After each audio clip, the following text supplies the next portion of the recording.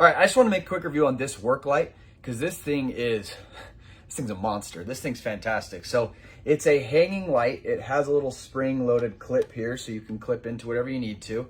And then it's just a wired work light. It's got lights all the way around. It spreads and shines in all different directions, including across the base. And it has this nice metal protector around it. So it is a work light. You're out in the garage, wherever you're working, it does get banged around, but it can also stand right on the bottom of this. It does have these little legs to it as well. But the big thing obviously is how bright it is. So let me hurry and plug this thing in.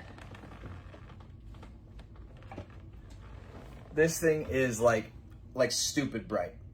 Like I'm harnessing the sun over here. I'm gonna plug it.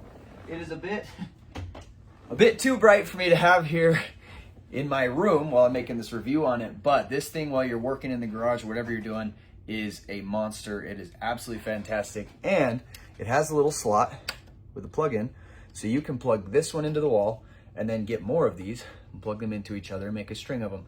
So lots to it. Super solid light. If you're looking for a work light, this thing's insane. It is incredible. I would highly recommend it.